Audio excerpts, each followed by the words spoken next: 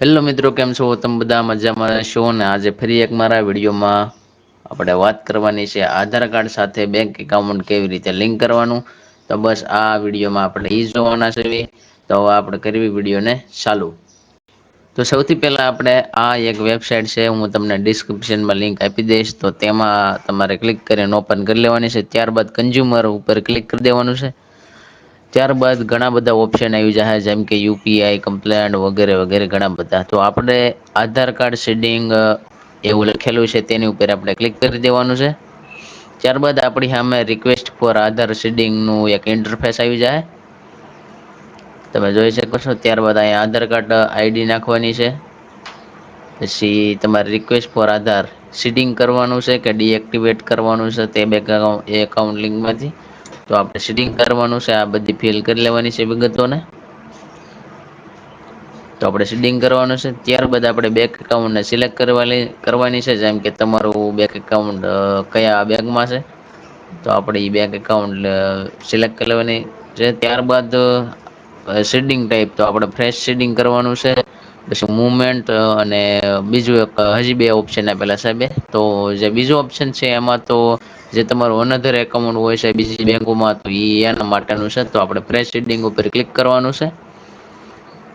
અને એવું છે, તો આપણે ફ્રેશ સીડિંગ ઉપર ક્લિક કરી દઈશું. ત્રણ ઓપ્શન આપેલા છે, તેમાંથી તમને જે અનુકૂળ આવે, જે તમારી પ્રાઇવેસી હોય તે પ્રમાણે તમારે સિલેક્ટ કરી દેવાનું છે.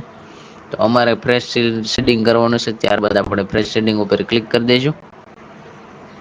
ત્યારબાદ અહીંયા એકાઉન્ટ નંબર નાખવાનો છે, જે બેંક નો એકાઉન્ટ નંબર હોય છે તે. ત્યારબાદ કન્ફર્મ એકાઉન્ટ નંબર આપણે નાખીને ત્યારબાદ આ બધી ફિલ કરી લેવાની છે, આ બધી વિગત. ત્યારબાદ નીચે આપણે જઈએ તો બે ટીકમાર્ક કરવાના આપણને ઓપ્શન આપી દે. તો આપણે બેને ટીકમાર્ક કરી લેવાના છે. ત્યારબાદ જે નીચે કેપ્ચા કોડ હોય છે તેને એન્ટર અબવ કેપ્ચા જે બોક્સ હોય છે તેમાં ટાઈપ કરી દેવાનું છે. ત્યારબાદ પ્રોસીડ નું બટન આવેલું છે, તેની ઉપર આપણે ક્લિક કરી દેવાનું છે. ત્યારબાદ ટર્મ એન્ડ કન્ડિશન નું ઓપ્શન આવી જશે, જેમ કે ઇન્ટરફેસ. તો આપણે આઈ એગ્રી એન્ડ કન્ટિન્યુ જે બટન હોય છે તેની ઉપર ક્લિક કરીને આપણે આગળ વધી જવાનું છે. ત્યારબાદ જે આધાર કાર્ડ સાથે મોબાઈલ નંબર લિંક હશે તેની ઉપર 6 આંકડાનો ઓટીપી આવશે. ત્યાંમાં દાખલ કરીને સબમિટ બટન ઉપર ક્લિક કરી દેવાનું છે.